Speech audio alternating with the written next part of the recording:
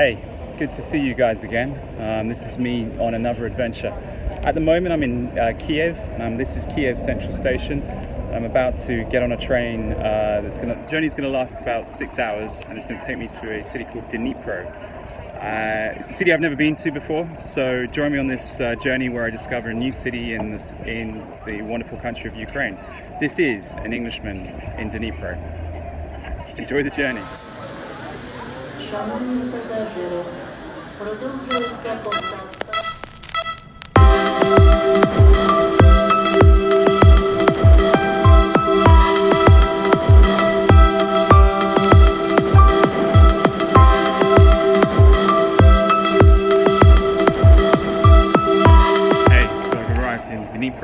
A little bit confused about whether I should get off the train or not. My GPS on my phone was about 100 miles off.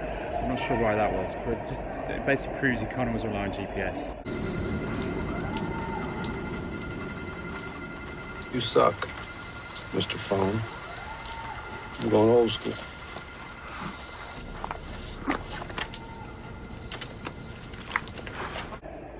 I'm now at Dnipro. Next task, it's now dark, it's about 25 to 9, so I'm going to go find myself some accommodation.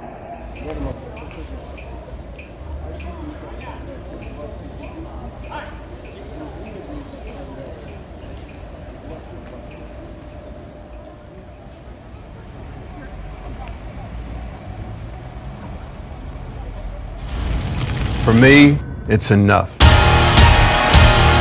Hell energy.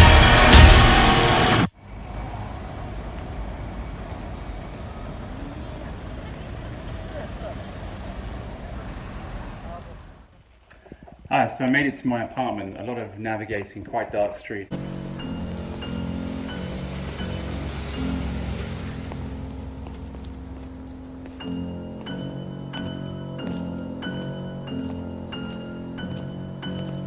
It's a lot more basic than somewhere like Kiev. It's a lot more basic than well, Lviv and Odessa. The streets were incredibly dark.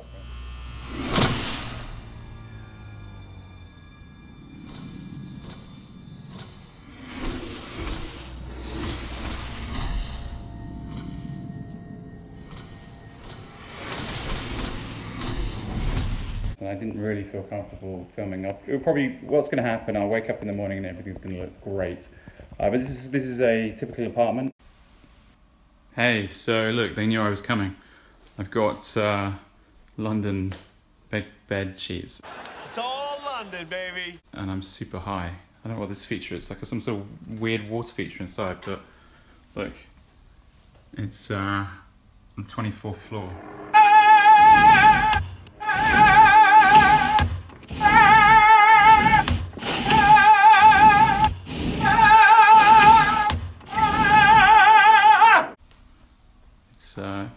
It's pretty basic. In the bathroom there's wires all over the place, so it feels a bit dangerous, but it's okay.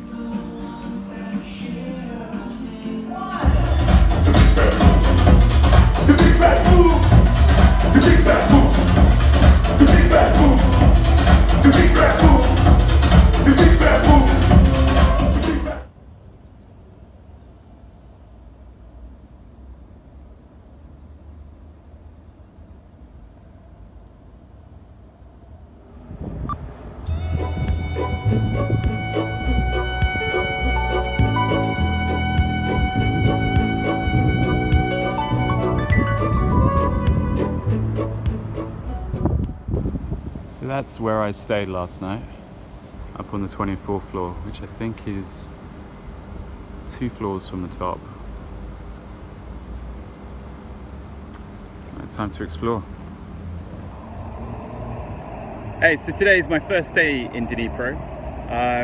I have to admit, I went out wandering last night. Little wonder then, little wonder. And I did wonder what I would see. You little wonder you. And so far I haven't been too impressed. Bogus. I saw a lot of dark streets.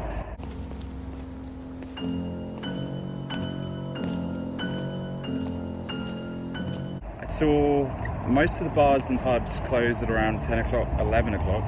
So by the time I got out, it was just after 10 o'clock and places were closing.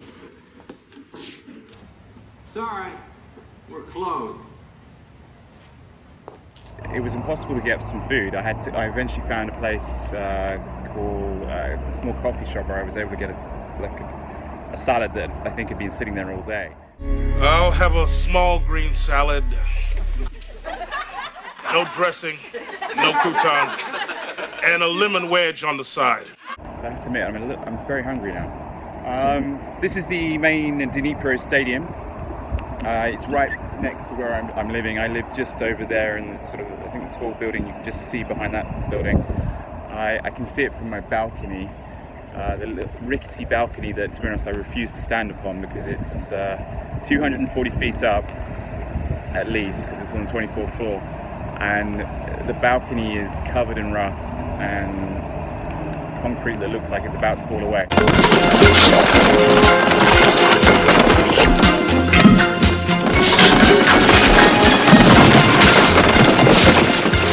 You could say that some properties in Ukraine are not built to their full potential.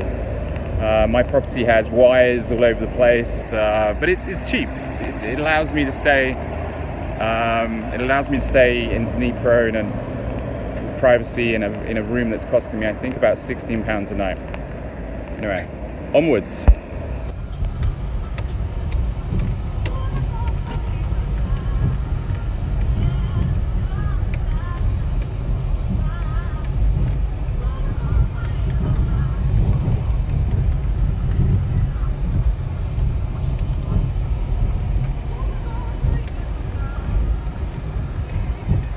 Roads? Where we're going, we don't need roads.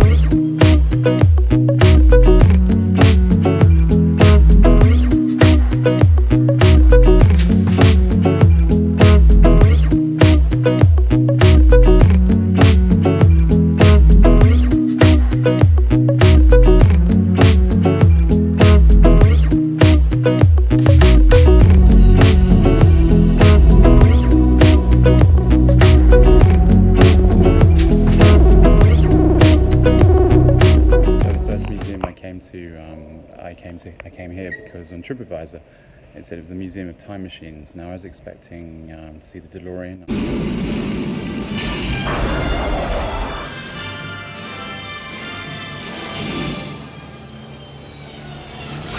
I was expecting to see maybe H.G. Wells' time machine sort of rebuilt or something.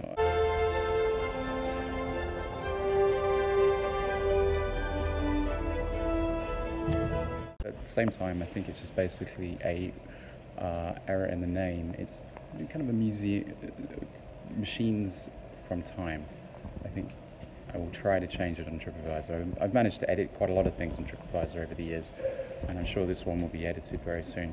But it's a nice little museum. It's basically an old mechanics garage, and inside this mechanics garage is a lot of, well, machines, as you can see, mainly automobiles, motorcycles, random old arcade machines, bit of a mishmash of everything. The guy is clearly a collector, The guy that set it up, one of the staff said it was set up by an old man. It was his dream to make a museum. He's certainly made a museum in his mechanic's garage. None of the information is in English, so it's difficult to sort of read about the stuff. But it's just basically a collection of old cars and bikes. If you like that sort of thing, it's worth having a visit.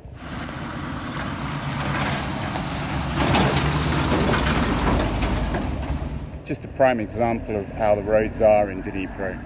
This gives you an idea. I kid you not, the roads, the footpaths, everything, a lot of it's potholes everywhere. But this is just one of the sort of many charms of the place.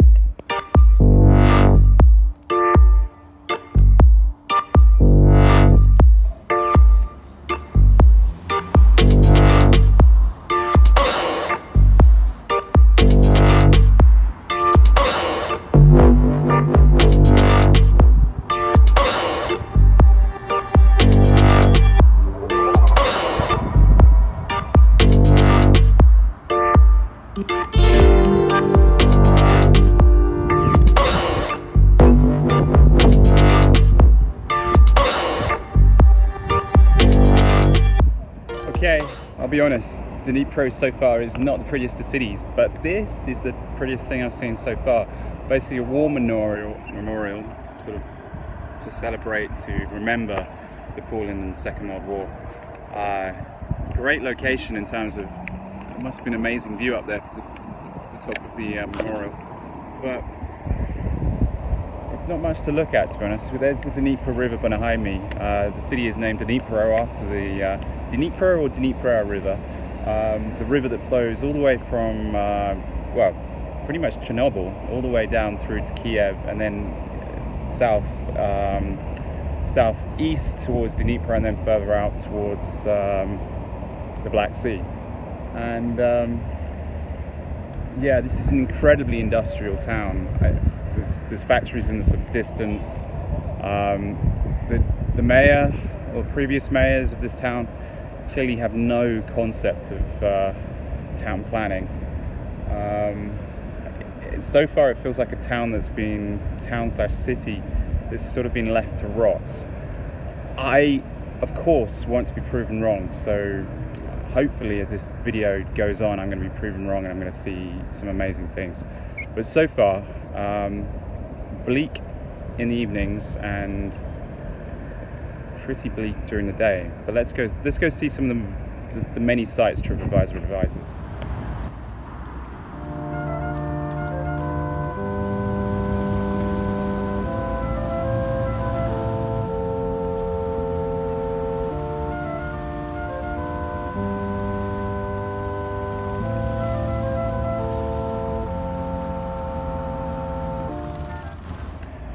So right behind me is the T-34 tank used during the Second World War by General Pushkin. This is a memorial to General Pushkin. He was literally one of the generals that was part of the battle where the Nazis took over Dnipro in, I think, 1941.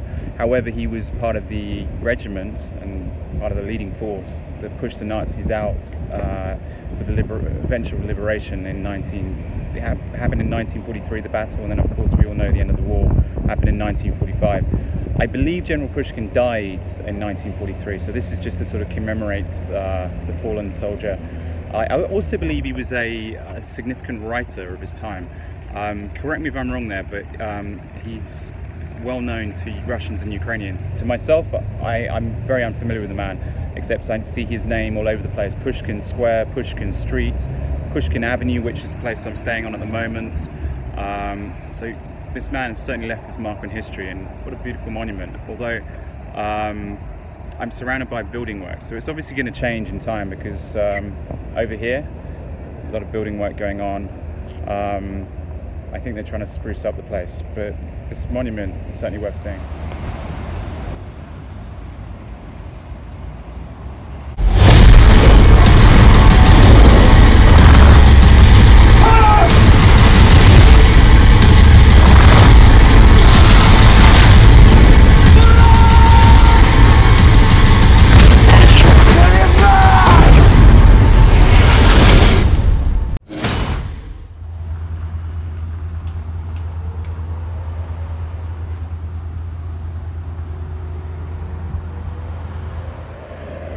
just try to do my ritual, which is to go into the sort of museum, the big museum of the city.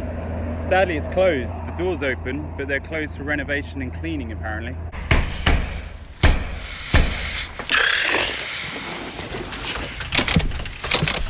We're closed. Closed.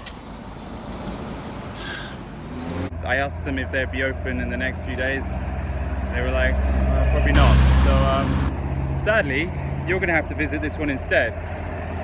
On the other side of the road, big flag, which you just saw, and the University of, I think, the military or the artillery or something. Apparently a lot of fallen soldiers or injured soldiers receive grants to go to this university, so not a bad place, I'd imagine. Maybe it's a normal university as well. Maybe you can tell me, is it a normal university? It's quite an impressive building if you can see through the glaring sun.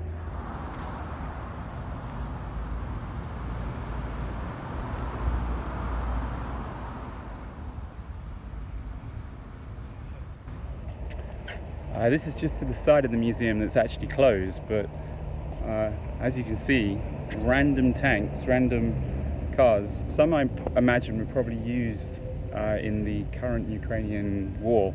I had a lot of criticism on my post on Kiev for suggesting that it's a civil war, but the fact is, if you claim that Syria is a civil war and that involves foreign fighters, then surely the war in eastern Ukraine, not too far from here, Donetsk and all the surrounding sort of villages and areas, you could say that it is a civil war.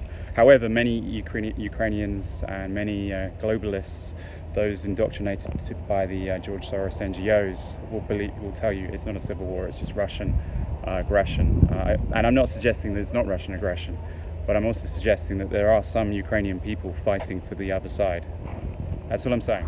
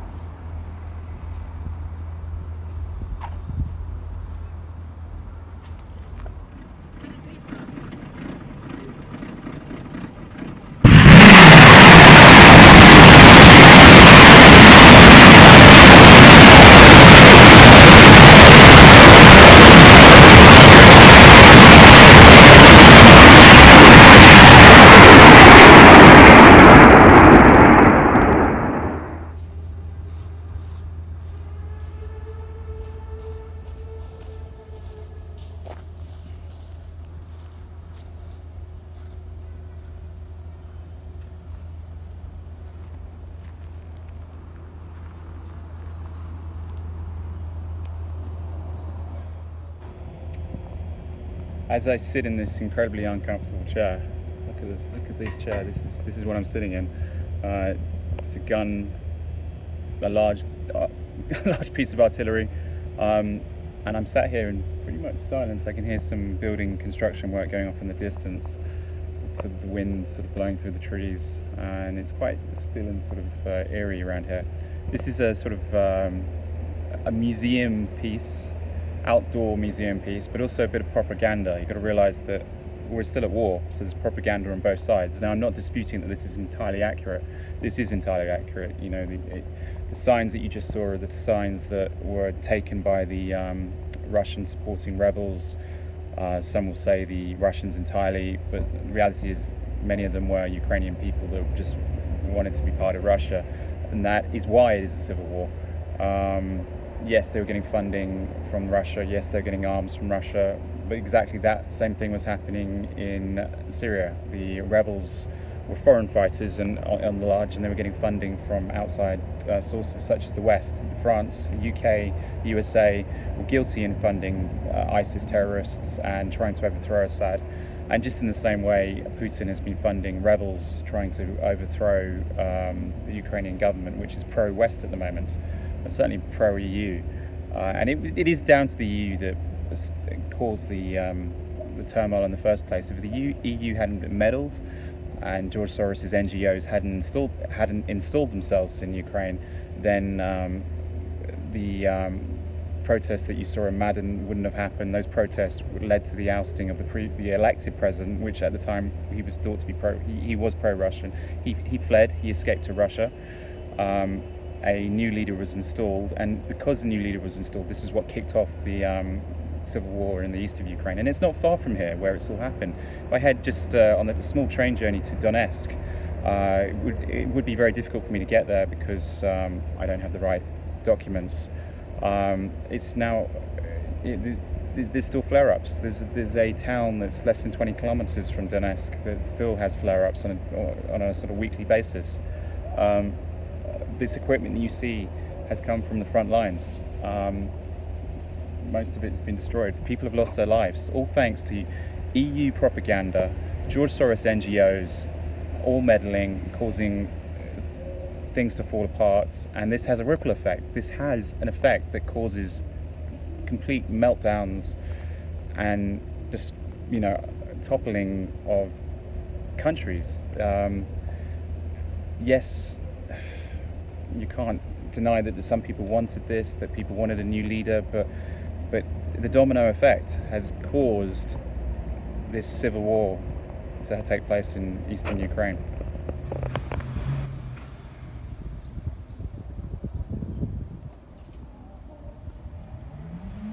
Most everywhere Soros, his investments, and his foundations have gone, trouble soon follows.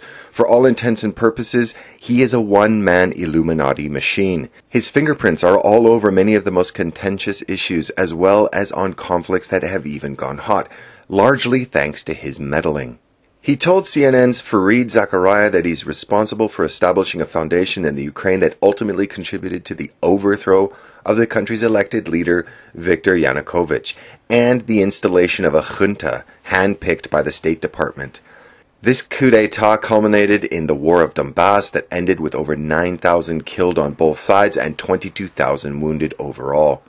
As well, there were 1.4 million Ukrainians internally displaced and over 900,000 who fled abroad. Probably the most famous incident of this conflict was the shooting down of a Malaysian Airlines passenger jet, killing all aboard, an incident that neither side took credit for and both blamed the other.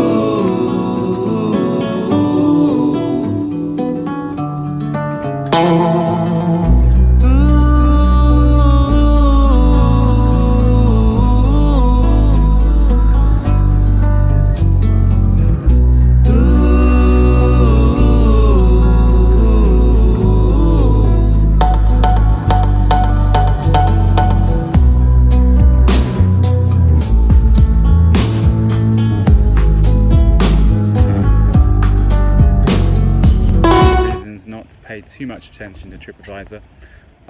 This isn't even on TripAdvisor, and this is beautiful church. It's Catherine Mile. I thought it was Catherine Mill, but it's apparently in reference to miles. This is a starting point in miles to get to Crimea. Apparently the Tsars tore down a lot of these churches. The sort of but this is one of the few remaining ones, and it's in incredibly good condition. And when you go in, beautiful inside, as you probably just saw, and beautifully maintained, staffed by a couple of little old ladies. You can buy candles in there if you wish to. This being Ukraine, the candles are very cheap. You can buy, I think one candle costs, a very small one, two hryvnia. A very big candle costs 6 hryvnia. Put that in perspective, it's at the moment about 28 hryvnia to the dollar, 36 to the pound.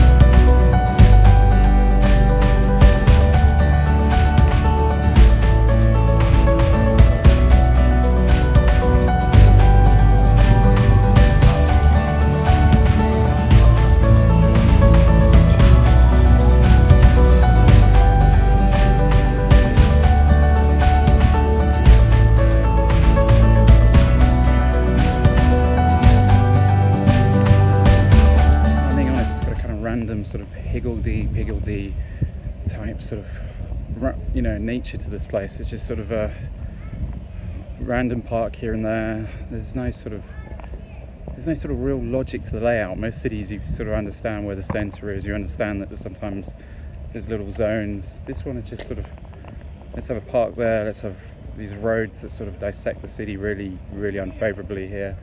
Town hall over here, a church over there. No logic to it, but at the same time, one of the charms about Ukraine are the people, and generally every encounter I have with a Ukrainian person, despite the language barrier, is always incredibly charming. They're some of the nicest people you will ever meet. Happiest people, I like to say, are the Fijians.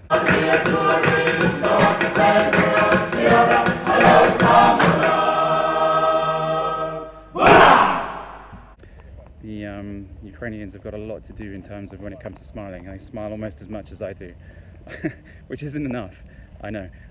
Which is, oh no, some people might say that's enough. You may have noticed that I'm not all there myself. And the more but anyway, walking through this charming park, but like all the roads, everything's obviously been put down a long time ago. There's, you know, it is in dire need of repair, but at the same time, there's a certain charm to that, I think.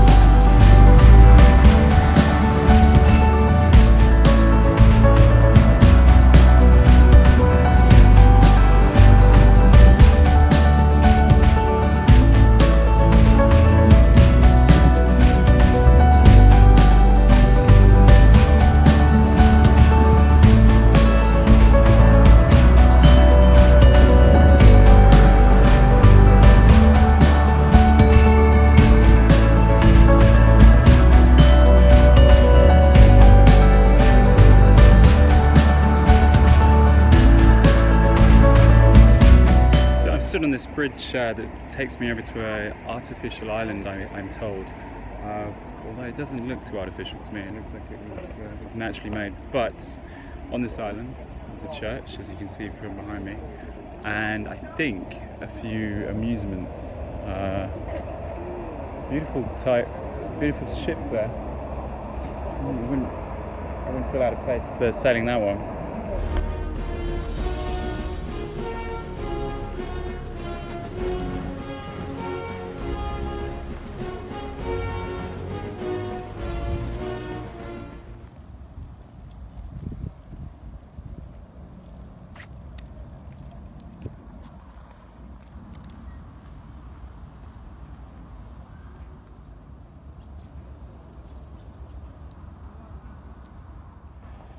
See, and here's the thing, the more you walk about places, the more you take in the random little spots, the more you explore, the more a city can grow on you.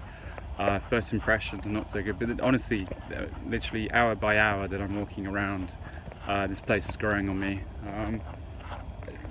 Impressive monument, Taras Shevchenko. I'm not that familiar with the guy. You know what I do when I see someone like that? I go on Wikipedia. I'm gonna just post the Wikipedia link down here and just remind me if I haven't, and just sort of, you know, it's reasons like this that we travel, just to sort of discover people that our school teachers didn't tell us about. Now, of course, if you're Ukrainian and possibly Russian, you would know all about Taras Shevchenko, but as a Brit, I've learned absolutely nothing about him. That's ignorant. But that's going to change as of today. So, and here's the church that we saw earlier.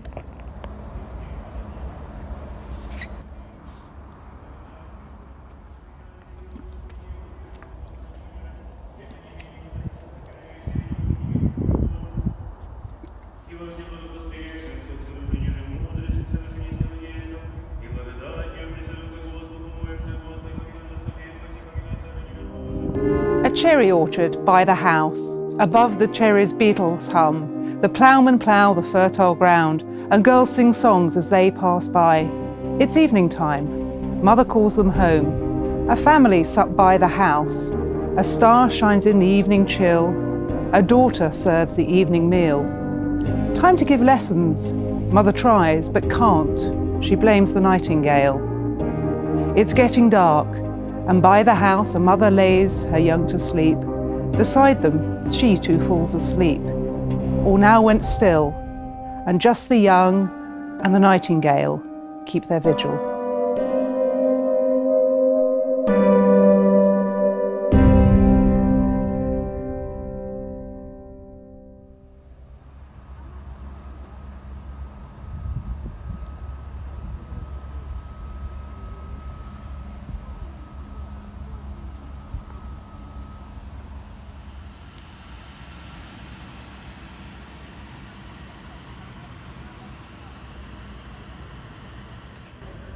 I always seem to come to these amusement parks at the wrong time.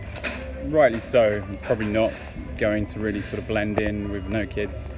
But obviously good places to take the family. And in Ukraine it seems to be a very popular thing to have these cars all the kids sort of play on. One of the amusement things. To be honest, one of the popular things all over the Eastern Bloc. Cars.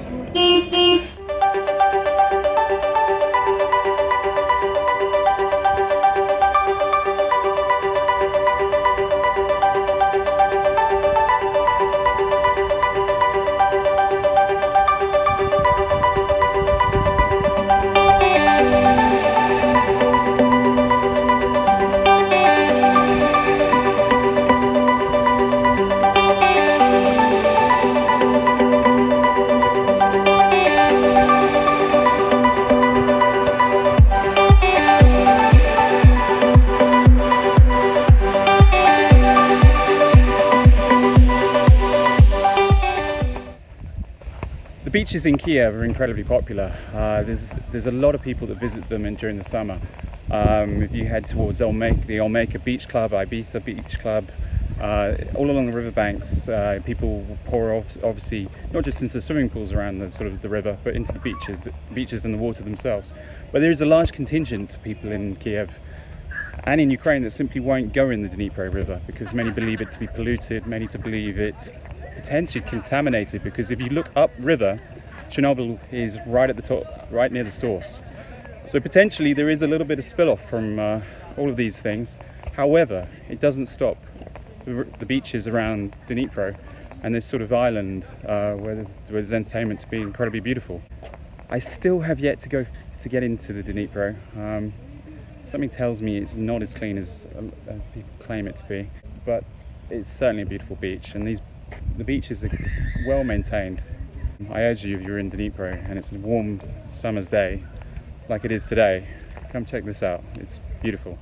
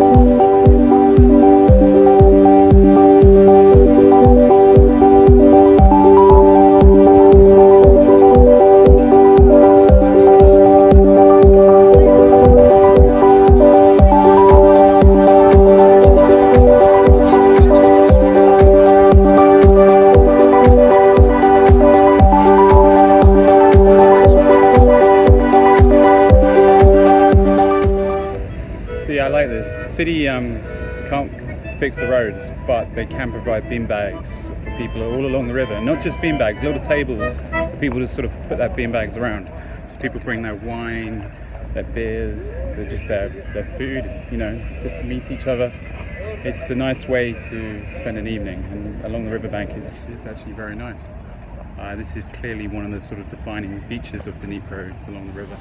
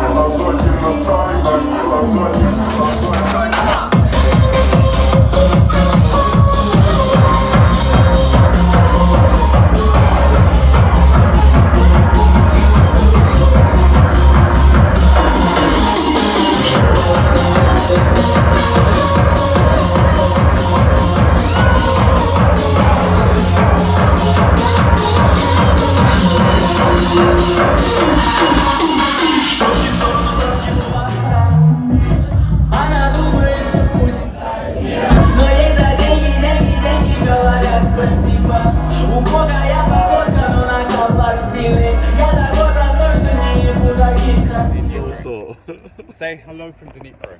In Ukraine. Hello from Dnipro. No, but in Ukrainian. Hello. Одно видео. Пацаны, нужно сказать привет на украинском. Привет с Днепра. In Ukrainian. Привет с Днепра говорите.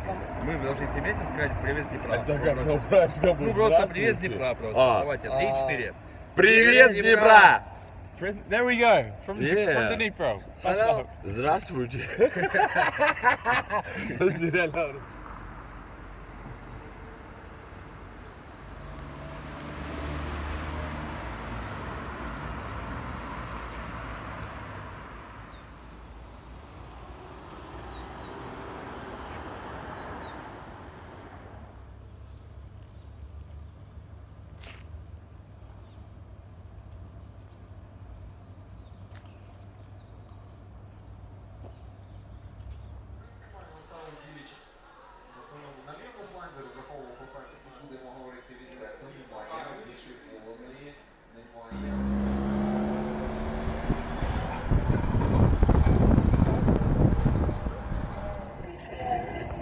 Yo, so here I am at Rocket Park, right in the center of Dnipro. It's a park with 3 rockets just on the edge of it. I think there's a bit more to it. I'm going to go into that building and find out. I hope it's something interesting, but I'm literally going to find out now because I do not know.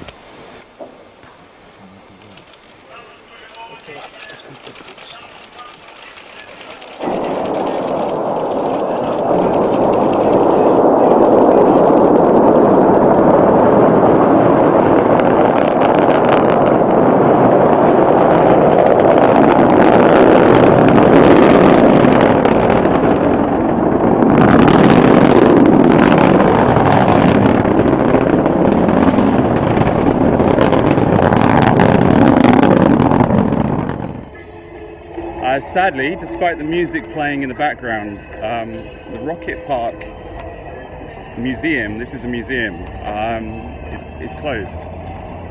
Museum's closed on Saturday, it's closed on Sunday, so if you're planning a weekend in Dnipro, you're not going to go to the Space Museum.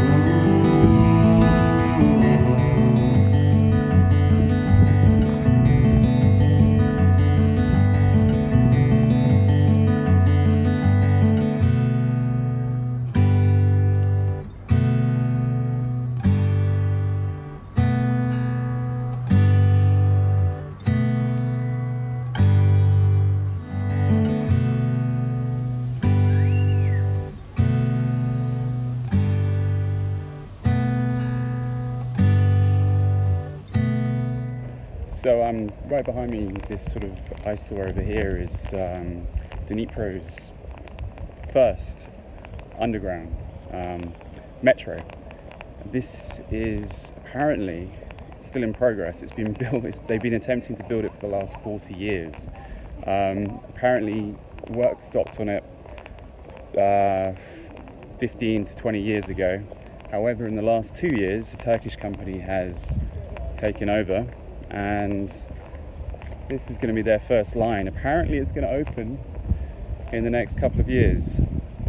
Locals say they believe it when they see it, but apparently it literally goes right through the center of the city from effectively, I think it's east to west, obviously west to east. Just one line, if it ever opens, that is. And you thought London's Crossrail took a long time. This one's 40 years in the making.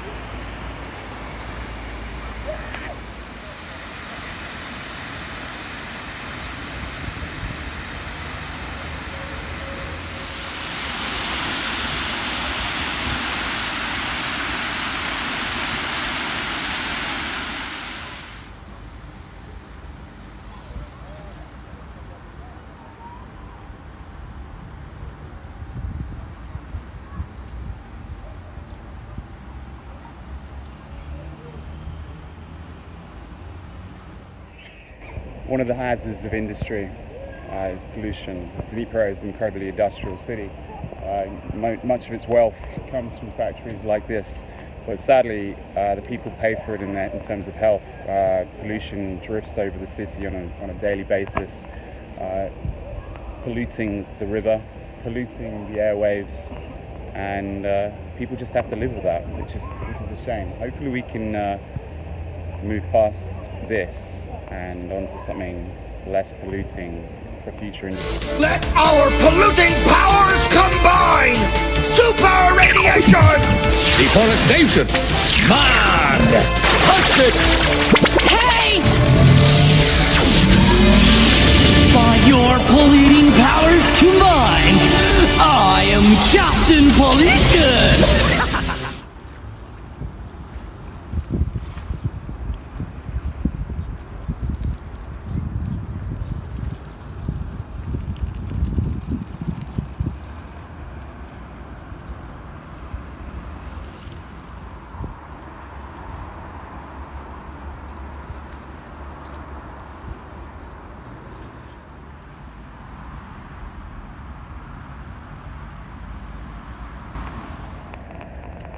It is a bit of an overcast, grey day today, and it kind of sums up the place a little bit. It's kind of fitting. The sign you just saw there was a map sort of outlining the highlights of Dnipro, completely left to be vandalized, left to disrepute. I mean, look, you see graffiti everywhere. Trespass, loitering too, man. That's right, you're loitering too. I didn't see any signs. What you call that? Graffiti? The river is a state. There's a lack of care from the authorities. I'm a cop, and you will respect my authority! The people you see with the really nice cars in Ukraine generally are connected to the government or work for the government. What this means is a lot of money is being siphoned away from the people of this country. We have laws against it precisely so we can get away with it. Corruption is our protection. Corruption keeps us safe and warm. Corruption is why you and I are prancing around in here instead of fighting over scraps of meat out in the street. Corruption is why we win. There's a lot of building work going on in Kiev. There's a lot of there's investment in Lviv, but Dnipro seems to be neglected. I mean, just look here. This is on a riverbank. This could be a nice place. This is it's just been left to rust. It's been left to sort of just fall apart. And it's all to do with the corrupt politicians that run this country. And there are corrupt politicians that run this country. The recently elected EU pawn. Current president is responsible for every single politician that works for him. Now, if he's not corrupt and all the others are corrupt, that makes him complicit in the corruption. But you don't get that high in the hierarchy in Ukraine without being corrupt. At least this is what I'm hearing. And it's a shame because the people of this country are incredibly kind, wonderful people. They've been let down by their leaders so many times. They've also been let down by history in terms of just unfortunate events. You know, the regime of the Soviet Empire, the regime of the Nazis invaded. Prior to that, there was a brief bit of peace. The Ottomans had control of large swathes of this land. The word slave comes from Slavic. All of these regions have been completely destroyed by people taking advantage. And despite the fact that no one is controlling them at the moment, although you could argue against that because the EU have given the Ukraine loans, which basically ties them in to pay huge amounts of debt for the rest of their lifetime, which will tie them into the European Union, which will make them eventually slaves to the European Union. But at the moment, the people are being exploited by the corrupt politicians that are refusing to really do their job. There's no need for pavements to be falling apart like this. There's no need for graffiti everywhere. I mean, this graffiti is not Banksy. There's no need for the pollution in the rivers. There's no need for the industry to be polluting like this. People don't need to be breathing this air. I'm going on a bit of a rant here because I feel generally upset for the people of Ukraine, because it's one of the nicest countries I've ever been to, and it's the people who govern this place that are destroying this place. And there needs to be a real change in the way things are done over here, because if you work for the government, you shouldn't be getting rich, but people are getting rich by working for the government, and that's purely down to corruption. There are the Ukrainian people who continue to feel let down, disenfranchised and ignored by the political elite. But with rampant inflation, falling pensions and an average wage of only $200 a month and soaring energy prices eating into their salary, who can blame them? So it beggars belief that due to its obsessive expansionist policies and empire building, the EU continues to betray the ideas of the Maidan revolution by propping up a corrupt and uncaring government with nearly €2 billion in loans. The fact is, despite protestations to the contrary from officials desperate to expand the EU's influence ever further east, particularly in one of the most oil and gas-rich territories in the world, what the people of the Ukraine crave is independent democracy. Instead, they are being offered the new form of dictatorship which the EU represents.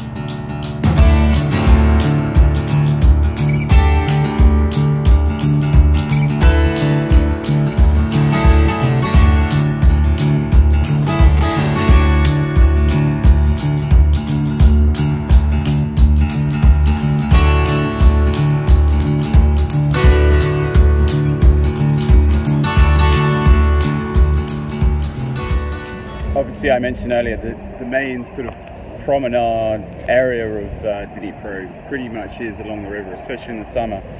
Nice little water feature behind me. As I'm walking past, I'm getting sprayed by little droplets. It's not that clear. It's pretty damn close, actually.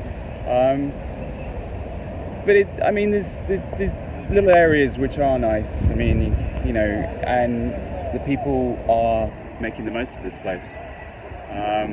They're all set out, you know, having picnics, meeting their friends. It's, you know, generally very peaceful atmosphere.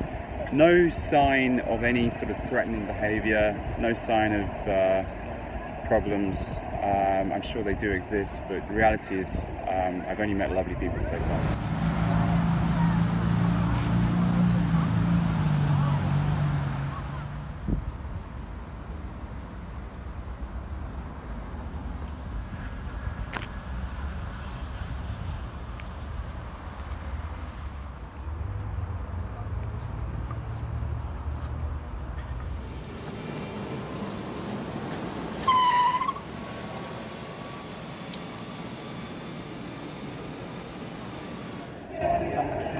Sadly, like most places on this planet, the most popular place, it would seem, is in Dnipro, is most city.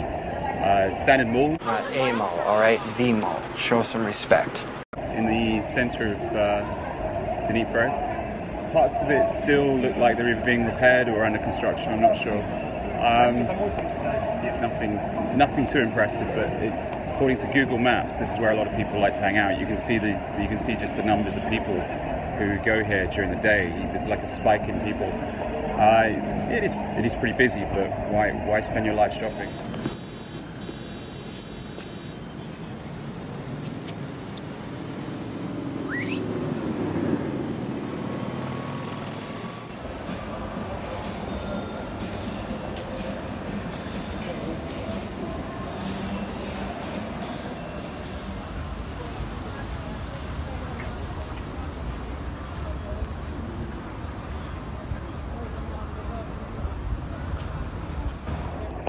next to the very, very boring mall, they've actually done what London has done. They've made a box park.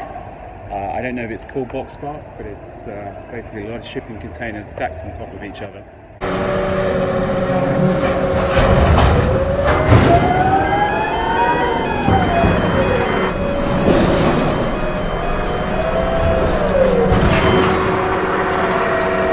To sort of create a sort of new space with lots of sort of interesting shops, some less interesting restaurants, and you know, just a sort of an events area. You've got a stage right here.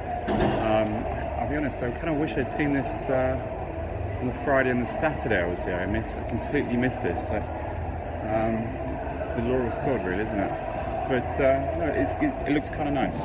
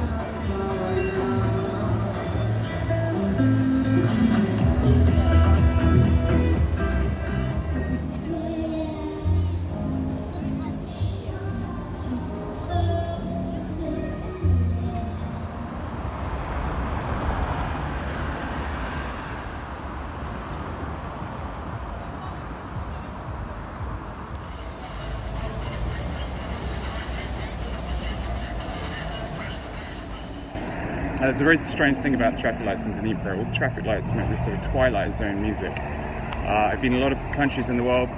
Every traffic light sounds different, but the ones in Dnipro sound like the Twilight Zone.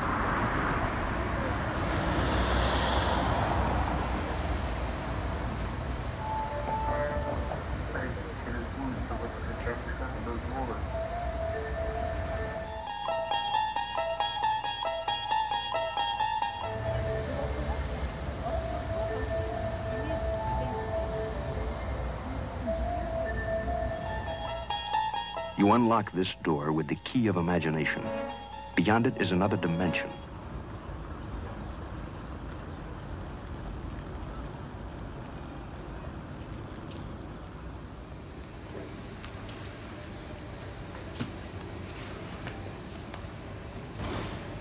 Hey, so I'm unexpectedly leaving Dnipro a little bit early. It's the very early hours of a Monday morning. Sadly, I'm on a train that smells of urine, and I have to endure this for the next 6 hours or so. Ugh, what is that smell? Ooh, it's poo-poo with a dash of caca. It's been a nice long weekend in Dnipro. Would I rush back here? I'd have to have a big reason to rush back. Do I want the city to do well? Yes. Do I want the city to attract more visitors? Absolutely. Are you going to be as impressed with Dnipro as you will be with Kiev, Odessa, Lviv, even Kharkiv? Probably not. Is it worth visiting? Well, if you visited all those places in Ukraine, then of course it's worth visiting. If you've never visited Ukraine and you're going to pick one city, no, of course not. So as I begin my next journey to my next place, thank you for watching. And I know my videos are always a little bit long, but if you like this, click subscribe. Also give it a thumbs up if you can. If you want to give it a thumbs down, give it a thumbs down. But leave a comment on the reason why you're giving a thumbs down. I love your feedback. Anyway, until next time, thanks for watching, okay?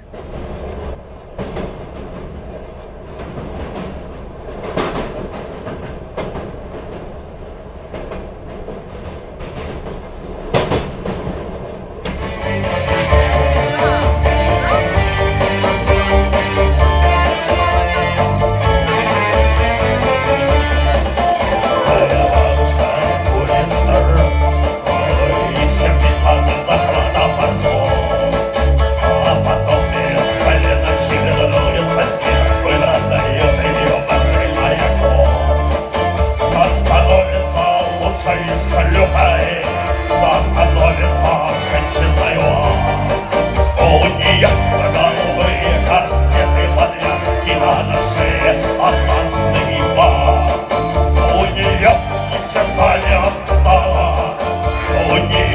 say,